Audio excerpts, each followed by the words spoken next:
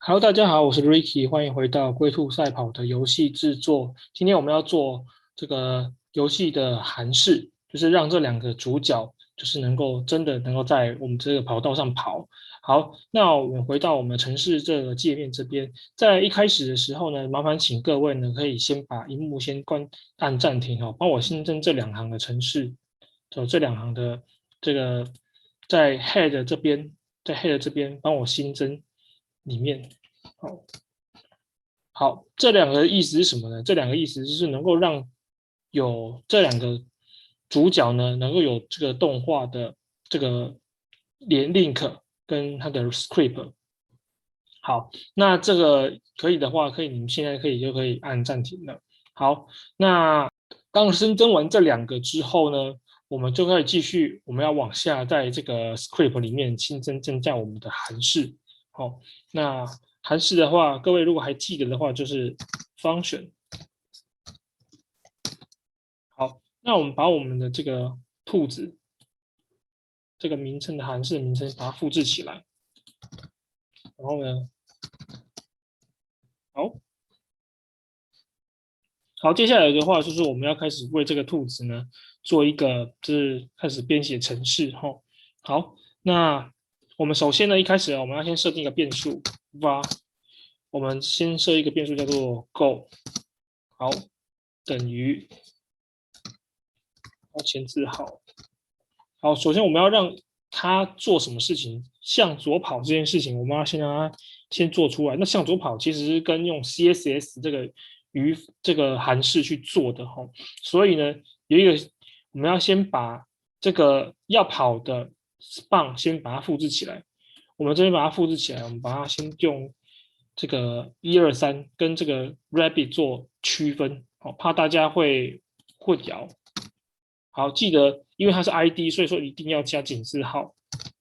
好，这边的话我们要用 CSS 让它做这个函式的这个动作。好，那我们 CSS 要做什么呢？我们要做的是 left，就是往这边跑，往你的为什么是要用左边呢？因为进行事实上是在程式执行的过程当中，当我们选择右边的时候，其实是它离左边的是左边的。那为什么要放左边？其实是会让主角能够离左边的距离会越拉越大，所以我们要选择按选择左边。如果我们今天选择 right 的话，它会往我们的左边跑，会往反方向跑，所以这一点要请大家注意一下。好的。在接下来的事情，我们要做的事情是，我们要设定一个能够让我们要让我们能够知道它就是跑了多少，所以我们要用一个就是另外一个函式，它叫把这个我们跑的数据呢，然后让它数字化。那这个函数叫做 parse int。parse int，那这边要记得要大写，这边要记得要大写 parse int。好，那把刚刚的我们这个 go 呢，把它贴进来。好，这个我帮大家先注解一下，这个叫做往右边移动，所以离左边的距离。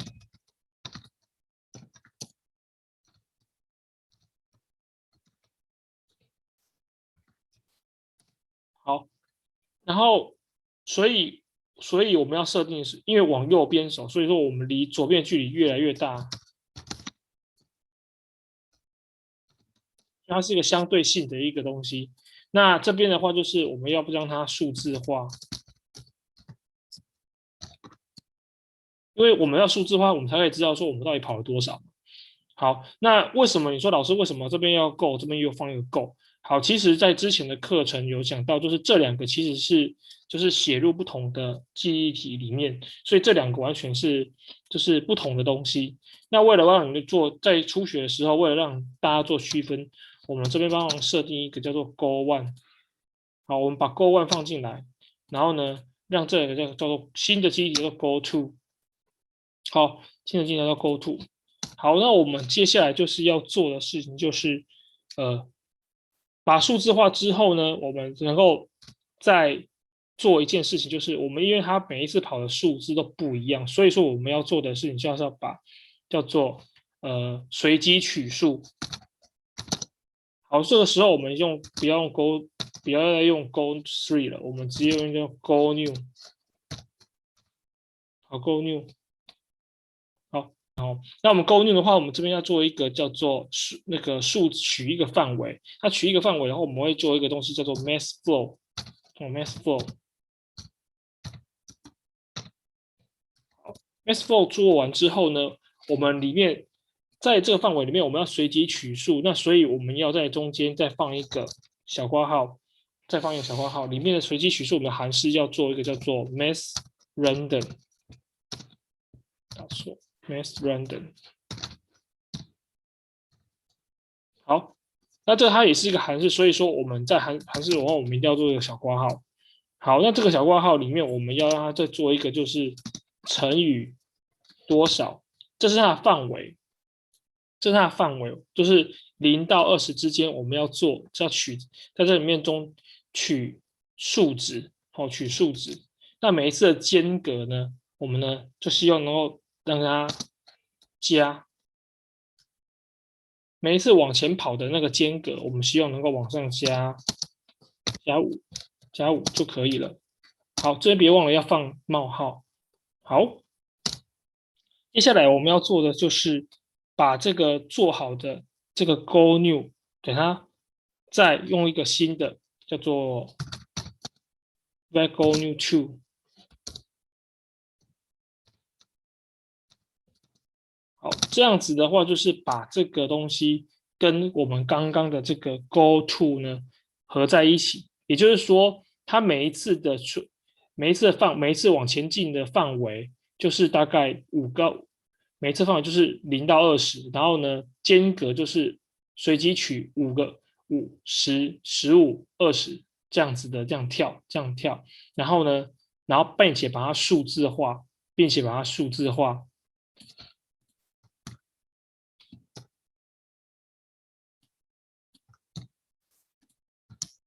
这样我们就会知道说我们的到底就是走了多少这样子。好，好，这边好的，那接下来的话就是把它做出，我们要把这一整串的事情全部用 CSS left 的方式把它全部就是显现出来。所以呢，把刚刚的我们要做的东西把它复制过来，然后 CSS， 然后 left。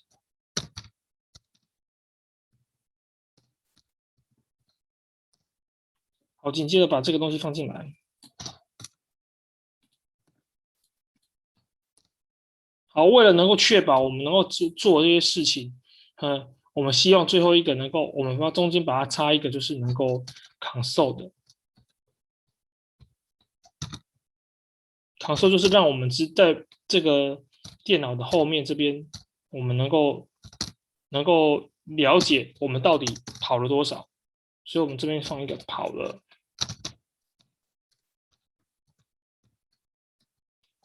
然后记得到底是要放哪一个呢？好，各位一定要放这个，因为它才是真正执行的多少的数字的东西，这样子。好，好，我们先试看看它跑了多少，这样子。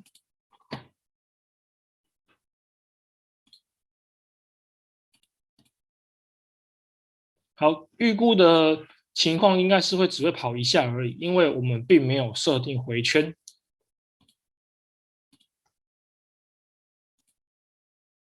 好，它只跑了一下子而已。好，它是跑了一下。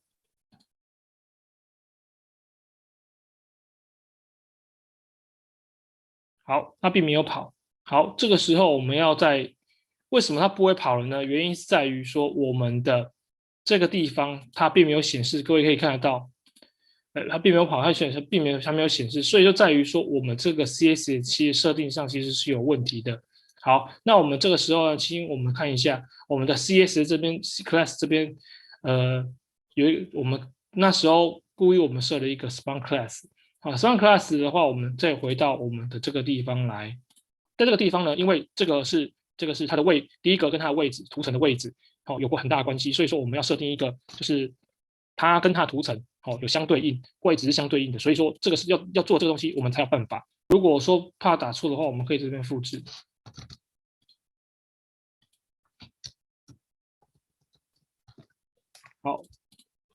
好，这边的话，我们就要设定我们的 position，就是我们的，因为我们的相对位置没有给它设定，所以说它才会变成是这样子的。好，再来 display， 我们设定 inline block。好，那这样子因为很闭合，所以说我们希望能够再多一点点空间，多一点空间。那我们设5 p 叉，然后 marine 的部分我们也设一下5 p 叉。好，能够让它整个宽一点点，这样子我们比较能够理解这样子。好，那我们让它稍微偏过来一点，看来是没有，那没关系。好，那我们就先把它复制起来。好，把它放在这边，然后存档。好，原则上我们会看到的是它只会跑一下而已。好，那我们先试。好，它没错，它果真只跑了一下而已。那我们来看一下跑了什么。然后它跑了0，好，它跑了0。OK， 好，接下来我们要做的事情就是要让它不断的往前跑，不断的往前跑。所以说这个时候我们要做一个小回圈，并且要使用 if else 的这个语法。好，那帮我打 if。好，这边的话 if 打完之后呢，请你以后我们在打这个语法的时候，就后面再放条件，然后放个这个小括号，然后后面放大括号，就是我们要执行的动作。好 if 条件什么样的条件呢？如果我的 go to 它如果小于等于1000的话，小于等于1000的话，为什么选择1000？是因为我们的这个跑道它会调很长，那我们预计先抓一个值，好，我们预计先抓一个值，能够让它就是在这个范围里面跑，这样这是整个我们网体整体看起来的效果，这样子。好，小于等于1000之后，我们让它做什么事情呢？我们在这边每100米或每0.1毫秒的时候做一件事情，什么事情？就是再重新做这边，只要它小于1000，我们就让它做这件事情。我们让它做这件事情。好，那如果大于1000呢？那它就停止动作了。就是到达1000的意思就是已经到达终点了。好，那我们这边的话，我们用一个新的东西叫做 set timeout。set timeout， 那 set timeout 它这个东西叫做延迟几秒。set timeout。好，那这个 set timeout 里面一样放这个小括号，然后呢，里面一样放一个方选，可以是这样放的哦。好，那方选里面记得一样也是放小括号，只是里面还要再多放一个，因为是函式，所以说里面还多放一个大括号放进来。好，那这边的地方我们就在这个空格里面，我们就要做一件事情，什么事情？就是把这个地方，把我们这个函式，刚刚我们做这个东西，把它抠进来。这样就变成只要在小于这个东西，我们就继续回去往这边走，继续往这边走，继续往这边走。那每隔中间的几秒数，我们可以让它隔0.1毫秒，0.1毫秒。记得前面一定要打一个逗号，这样它这个东西它才会正确。记得后面也打完逗号之后，后面也一定要放分号，因为每一次我们在写，各位我们写了这么多的程式之后，我们会发现到我们在每一次的在写完这个一个语法之后，我们会后面会一个那个分号，代表说这个是一个终结。这是这个函数的终结，这样子。好 ，if else，if 的条件就是我们 if 的条件，这是我们要做的事情。接着我们要最后，如果假设不做的话呢，也就是说不做这件事情，意思就是说什么？意思就是我们已经到达终点，那我们就再重新再设定一个到达终点以后，我们要做一个什么呢？好，我们这样一个 alert， 就是弹出视窗，弹出一个字串，记得字串这边一定还是要加分号，因为字串 alert 的分号里面双引号这边就是加。就是它是输入字串，所以就是我们这边写兔子到了。好，好，这个时候这边的我们的函式就完成了。好，我们来试验一下，看会不会成功。好，我们看重新整理。好了，各位可以看得到，很棒的，我们如期的完成了，让兔子要跑在这边了。好，到这边的时候，到终点的时候，兔子写说兔子到了。各位有没有非常的厉害？对，这就是我们完成了我们的第一个兔子的程式。那想当然，聪明的你一定知道乌龟的程式是怎么写的吧？好，好，为了让大家能够，因为时间有限，我们可以告诉大家，我们没做，我们就是把这个东西复制起来，然后呢，把这个名字改掉，改成乌龟跑。但是各位在改的过程当中，我们一定要注意，里面有一些参数，里面有一些名称是要更改的，不然的话，它乌龟还是一样不跑的，乌龟还是不跑的。所以这边的时候，turtle 这边的乌龟，我们也要先复制起来，把原本的 rabbit 把它改成乌龟。好，这边的参数都不用改，为什么？因为在函数，在它是所谓的就是这个它不是全域变数，它是只有它自己个人而已，所以说这些东西是不用改的。所以呢，这边跑了之后，这边会要改成乌龟到了。好，检查一下 turtle，好，turtle 跑了，好，这是这边也还有这边也要改，改成什么呢？改成 turtle，好，这个地方，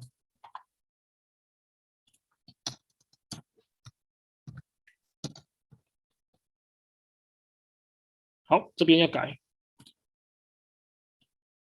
这边要改，好，OK，好，我们来试验一下。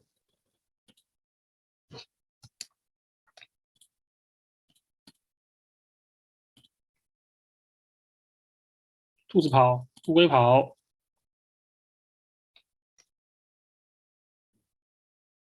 好的，兔子先到了，再来乌龟也到了，好的。那最后一个呢？开始跑呢？各位聪明的你一定会想到该怎么用呢？没错哦，就是把两个函式放进去，把两个函式放进去。好，这时候我们再做最后一个我们的函式，就是我们的开始跑。所以呢，把这个复制起来，一样 function 把它复制起来，然后大括号，然后让这两个的函式直接复制进来。好，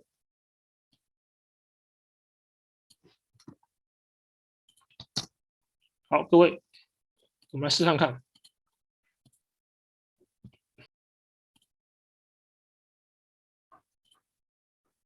好，这两个，然后乌龟也到了。好，再试一次。好，两个同时一起跑。